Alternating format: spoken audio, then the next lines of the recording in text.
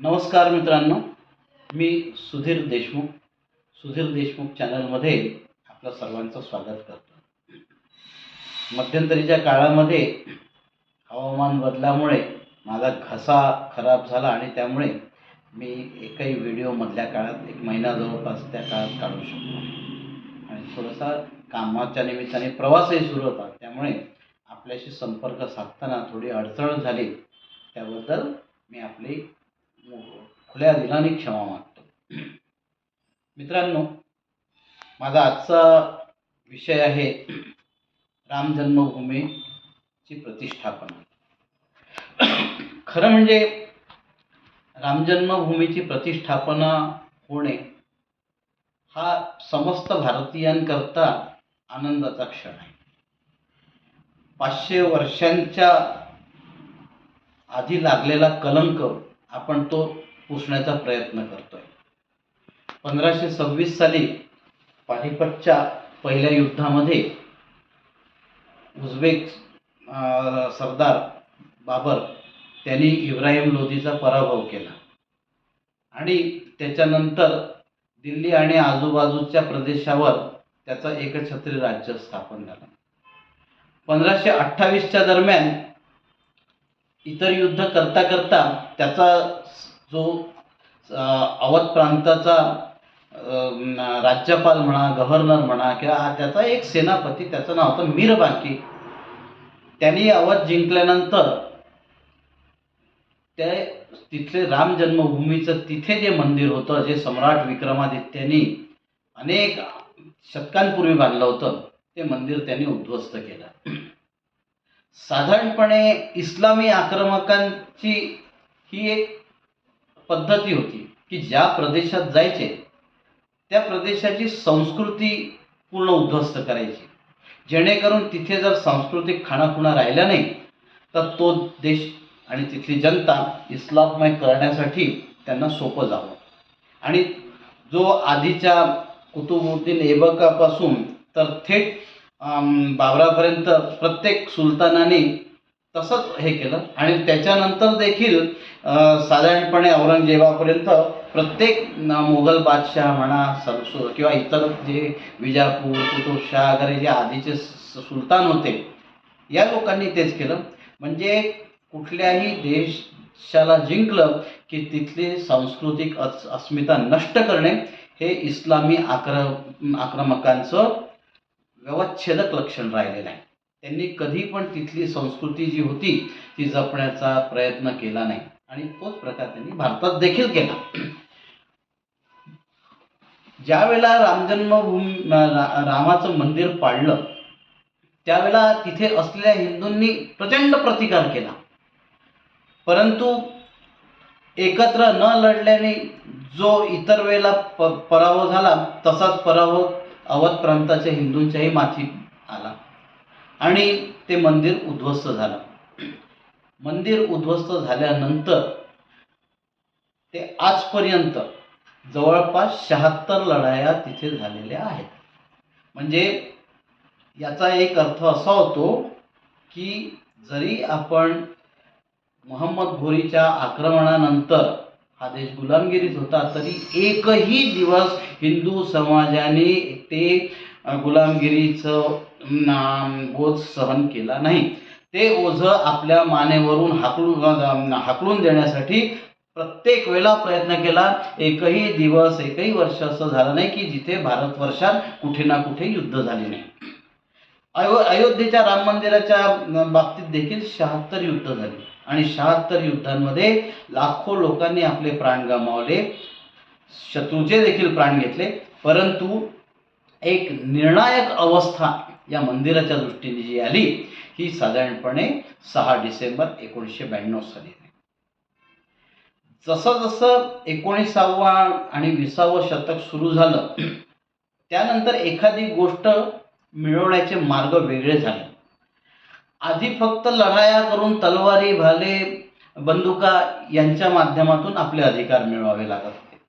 पण जसं जसं 20व्या शतकाचा उदय झाला आणि लोकशाही किंवा रूल ऑफ लॉ वगैरे अशा व्यवस्थांचे वारे जेव्हा जगभरात व्हायला लागले तेव्हा एक न्यायालयीन प्रक्रिया हा एक पुन्हा विषय लोकांसमोर आला की या प्रक्रियेने देखील आपले अधिकार मिळवून घेता येऊ शकतात.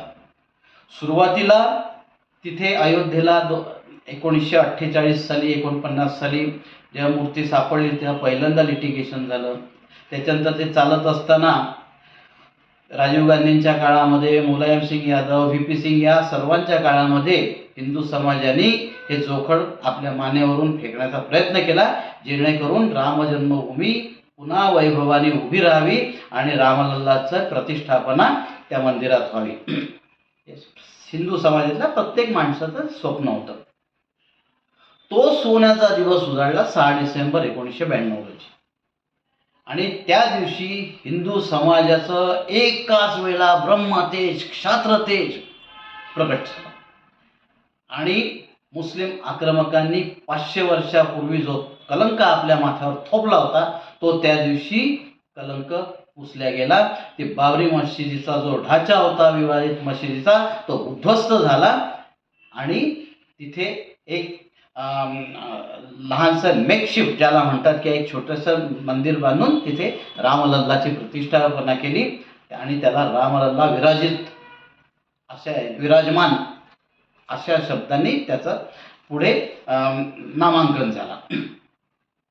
इथे विषय संपायला हवा होता खरं म्हणजे. आणि स्वतः मुस्लिम समाजाने देखील हा विषय मनावर घेऊन ग्रेसफुली म्हणा, स्वतःकडे श्रेय घेऊन ती जर जागा हिंदूंना देऊन दिली असती तर हा विषय जास्ती गोडीत सुटला असता. परंतु दुर्दैवाने तसं झालं नाही. त्यावेळेची जी सरकार होते त्यांना देखील हा विषय जितका पेटणार तेवढा हवा होता. याचं कारण त्यांचं मतांचं ध्रुवीकरण तिथे होणार होतं. या सगळ्या गोष्टी आहेत. दुर्दैवाने त्या याच्यात काही वर्ष त्यांना यश आलं. परंतु ज्यानंतर जेव्हा मंदिर पाडलं गेलं त्यानंतर हा रीतसर खटला अयोध्येच्या कोर्टात गेला, तिथे निकाल लागला. त्यानंतर अलाहाबादच्या हायकोर्टात गेला, तिथे निकाल लागला. आणि त्यानंतर सर्वोच्च न्यायालयात जाऊन शेवटी 2019 साली सर्वोच्च न्यायालयाने या सर्व याचिका एकत्रित करून याच्यावर निर्णय दिला की जिथे रामलल्ला विराजमान आहे ती पूर्ण जमीन ही रामजन्मभूमी न्यासला द्यावं आणि तिथे रामाचं मंदिर त्यांनी त्यांच्या पद्धतीने उभारावं. त्याचप्रमाणे आणखीन एक आदेश सुप्रीम कोर्टाने दिला. तो आदेश असा होता की तिथे आधी तिथे विवादित ढाचा होता जो पाडला गेला आहे त्याच्यासाठी तिथून 20 ते 25 किलोमीटर अंतरावर एक दुसरी 5 एकर जमीन द्यावी आणि तिथे त्यांनी काय मशिदीचं बांधकाम करायचं. असा एक छान व्यवस्थित निर्णय सुप्रीम कोर्टाने दिला. सुप्रीम कोर्टाचे जे 5ही न्यायाधीश होते त्यांनी एकमुखाने हा निर्णय दिला. कुठेही पण त्या न्यायाधीशांच्या मतांमध्ये कुठेही विभाजन झालं नाही. पूर्णपणे एकमताने निर्णय दिला आणि हिंदू समाजाचा अनेक वर्षांनंतर हा पहिल्यांदा मोठा विजय झाला. आता हा जो विजय झाला हा साजरा करणं आलंच. याचं कारण ज्या देशातली जनता 1100 वर्ष कुठल्या ना कुठल्या आक्रमकांच्या गुलामगिरीखाली राहते त्या जनतेला असा स्वातंत्र्य आणि स्वतःच्या अस्मितेचा ज्या वेळेला उद्भव होतो त्यावेळेला त्या जनतेची मानसिकता स्वाभाविकपणे उच्च प्रतीची राहणार आहे. त्यांनी त्यांचा जल्लोषच केला पाहिजे. तो जल्लोष नाही केला तर आपण आपल्यासारखे करंटे आपण. परंतु हा जल्लोष साजरा करताना देखील आपल्यातल्या काही विकृत मंडळींना त्याच्यामध्ये कुठेतरी खोड्या घालायची सवय लागलेली आहे. कोणी म्हणतं की जे मंदिर बनलेलं आहे हे जुन्या स्थानापासून 4 किलोमीटर बनलेलं आहे. कोणाला निमंत्रण दिलं आहे रामलल्लाच्या दर्शनाकरता, प्रतिष्ठापनेच्या मुहूर्ताकरता, ते राजकीय आहे, राष्ट्रीय स्वयंसेवक संघाचं आहे, आम्ही जाणार नाही. ह्या सगळ्या ज्या विकृती आहे या सुद्धा एकाच वेळेला सगळ्या जागृत होणार आहे. परंतु इथे संपूर्ण हिंदू समाजाचं एक महत्त्वाचं कर्तव्य आहे की अशा विकृत प्रचारांना बळी न पडता आपण आपला सांस्कृतिक पुनरुत्थापनाचा दिन 22 जानेवारी 2024 रोजी साजरा करायचा आहे. आज जेव्हा भारताच्या पंतप्रधानांच्या हस्ते त्या रामजन्मभूमीची पुनर्प्रतिष्ठापना होऊन तिथल्या गर्भगृहात रामलल्लाची प्रतिमा विराजमान होईल, तो क्षण, तो मुहूर्त सगळ्या मुहूर्तांना कव्हर केलेला आहे. कोणाची काय मतभेद असतील असू द्या, सगळ्या गोष्टी मुहूर्तांसाठी विचार करायचा नाही. ज्या दिवशी ते एखादी गोष्ट आपला आत्मसन्मान जागृत करेल, त्या आत्मसन्मान जागृत करण्याच्या तोचा दिवस, तो क्षण, तो सर्वात चांगला मुहूर्त समजला पाहिजे. आणि त्या मुहूर्ताला कोणी आपल्या विकृत विचारांनी गालबोट लावण्याचा कृपया प्रयत्न करू नये. भारतातल्या 140 कोटी जनतेने हा उत्सव दिवाळीपेक्षाही मोठा उत्सव म्हणून साजरा करावा. एक उदाहरण सांगतो की राम जन्मभूमी, बाबरी मस्जिद, न्यासाच्या या खटल्यांमध्ये जे एक वादी होते ते मुस्लिम होते. आणि जेव्हा सर्वोच्च न्यायालयाने निर्णय दिला तेव्हा त्या वादींनी देखील की आता न्यायालयामार्गे हा वाद संपुष्टात आलेला आहे, याच्यामध्ये काय करायचं या गोष्टी न्यायालयाने स्पष्ट केलेल्या आहे, माझा वाद संपला. राम जन्मभूमी न्यासनी त्या व्यक्तीला 22 तारखेच्या कार्यक्रमाचं निमंत्रण दिलं आणि त्यांनी अतिशय आनंदाने ते स्वीकारलं. ही त्या माणसाची मानसिकता दाखवते की किती उच्च मानसिकता त्यांनी दाखवली की ज्या गोष्टीला मी विरोध केला, ज्या गोष्टीसाठी मी 40 वर्ष न्यायालयात लढलो, त्या गोष्टीला सुद्धा जेव्हा न्यायालयाने एकदा एखादी गोष्ट स्वतःच्या कायद्यानुसार स्थापित केलेली आहे, ती गोष्ट मी मान्य केली पाहिजे मोठ्या मनाने आणि त्या आनंदात मी पण सहभागी झालो पाहिजे, ही त्या व्यक्तीने केलं. तो मुस्लिम व्यक्ती आहे. परंतु आपल्याच हिंदू समाजातल्या अनेक व्यक्तींना याच्यामध्ये वेगवेगळे दोष दिसायला लागले. कोणाला मूर्त चुकीचे वाटायला लागले, कोणाला पद्धती चुकीची वाटायला लागली. परंतु एक लक्षात ठेवायचं आपण सर्व की ज्या वेळेला धर्माची संस्थापना होत असते त्यावेळेला ज्या क्षणाला ती होते तोच सर्वात उत्तम मुहूर्त, ज्या प्रक्रियेने होते तीच सगळ्यात उत्तम प्रक्रिया. यानंतर याच्यावर वाद होऊ नये अशी मी अपेक्षा करतो. आणि आज जेव्हा हिंदू समाजाचं एवढं मोठं जागरण झालेलं आहे त्यावेळेला मला एक गीत आठवते.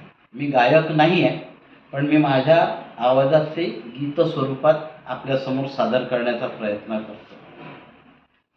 गीत असं आहे, करवट बदल रहा है देखो भारत का इतिहास, जाग उठा है हिंदू हृदय में विश्व विजय विश्वास, करवट बदल रहा है देखो भारत का इतिहास, सदियों से विस्मृत गौरव का भारत माँ परिचय देगी, सौम्य शांत सुखदाई जननी नवयुग नव जीवन देगी, इस जीवन दर्शन से होगा मानव धर्म विकास, पश्चिम के असफल चिंतन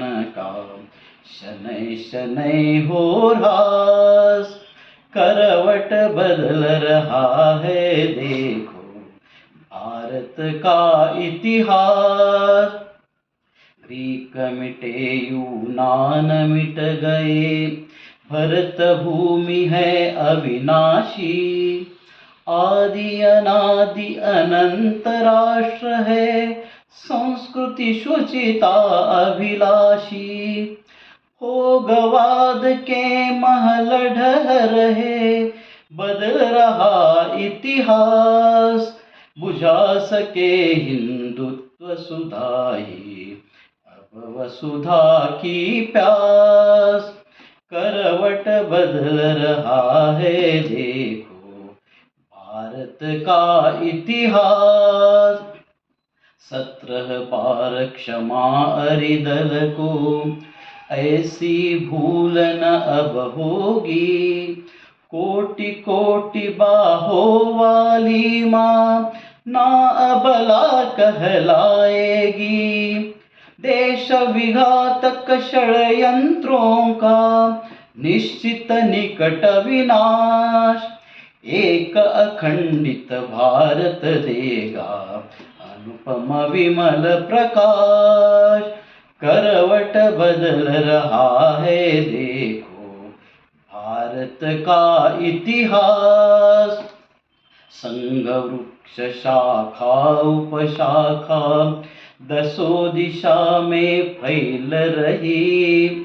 हिंदू राष्ट्र की विजय पताका लहर लहर ललकार रही। केवल सत्ता से मत करना परिवर्तन की आस। जागृत जनता के केंद्रों से होगा अमर समाज। करवट बदल रहा है देखो भारत का इतिहास। बंधूंनो, या गीतातली जी शेवटची ओळ आहे, जागृत जनता के केंद्रों से होगा अमर समाज, हे या सगळ्या गीताचं वैशिष्ट्य आहे. आताचा हिंदू समाज हा कोणाची आक्रमणं सहन करणार नाही.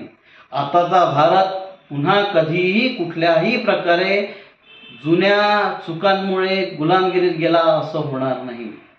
भारताचं जे तेज आहे, आत्मसन्मान आहे, हे जागृत झालेलं आहे. प्रत्येक नागरिकाचं हे कर्तव्य आहे की या आत्मसन्मानाला कुठेही ठेस पोचणार नाही. ही जागृतता कधीही संपणार नाही याची काळजी आपण घ्यायची आहे. 22 तारखेला आपण सर्वांनी सूर्योदयापासून सगळे आपले कामधंदे सांभाळत असताना देखील हा दिवस मनवायचा आहे. रामलल्ला 500 वर्षानंतर आपल्या घरी विराजमान होतो आहे, तेव्हा त्या दिवशी माझी सर्व भगिनींना, माता भगिनींना विनंती राहील, आपल्या घरासमोर रांगोळ्या काढा, दिवे लावा, भगवे झेंडे लावा आणि सर्वांनी हा दिवस दिवाळीसारखाच नव्हे, दिवाळीपेक्षाही मोठा सण म्हणून साजरा करा. कारण आपल्यावरचा गुलामगिरीचा शिक्का पुसून टाकला जातो आहे. आपला जो आत्मसन्मान त्यावेळेला ज्यावेळेला त्या बाबराच्या अशा कृत्यामुळे जो ठेचला गेला होता तो पुन्हा जागृत होत आहे. मित्रांनो, हा जर व्हिडिओ आवडला तर आपण लाईक करा, शेअर करा, सबस्क्राईब करा आणि यावरचे मतं देखील मला कळवा. धन्यवाद.